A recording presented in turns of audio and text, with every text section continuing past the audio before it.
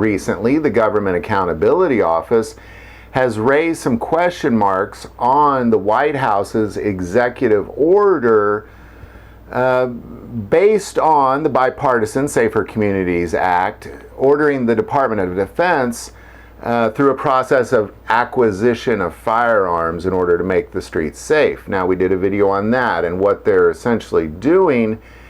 We're going to talk about at the end why that is. But thank goodness for really something that started back in the 70s. Back in the 70s, there was a policy placed on the Department of Defense essentially saying that you have to really kind of define the mission if you're going to acquire weapons.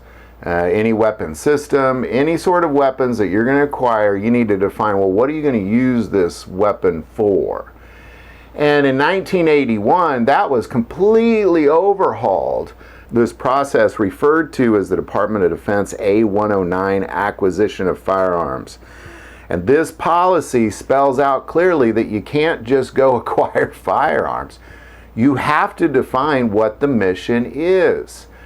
So they're going to have to define why they're buying up all these civilian weapons. Well, a lot of it, has already been defined. One, it takes the weapons that the military would say would come in handy for them off of the civilian market.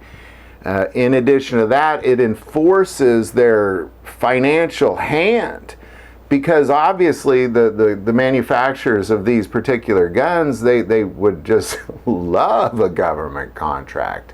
And as we've seen with what Colt did over the last decade, is when the government gives you a strong enough contract, well, you just only make for the government. You quit making those particular guns for civilians.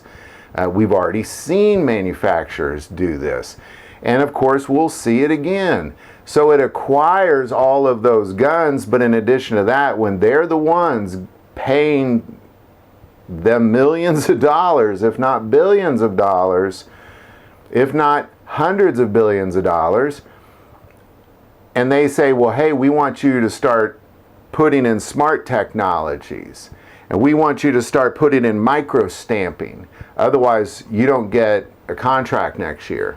Well, of course, that's going to force these manufacturers to put in the technologies that the government would like to see in there, even though it may not be anything within the law. They influence it through their government contracts, their acquisition of firearms. So there you go. Unless this is defined, it is illegal. Unless they say we're acquiring these particular firearms for this mission, what they're doing is illegal. And the mission is, they need to define the mission. They need to say, well, it's to suppress the civilian market. It's to enforce technologies into the civilian market. That's what the mission is. And unless that's defined specifically through the Department of Defense, what they're doing is illegal. I want to take a moment in this video and of course thank ES Power Sport for not only supporting this channel but supporting my health and giving me the ability to put down some Trinidad scorpion peppers in a delicious drink and still reap the benefits of it. That link is below. Any thoughts or insight on this, definitely put this below. If you like this video, click like and subscribe. Feel called to support this channel with Patreon, that link is also below. But the most important part of this channel, we take prayer requests, so never hesitate to send that in. Thank you for watching this episode of God, Family, and Guns. And as always, love God, love your family, love guns.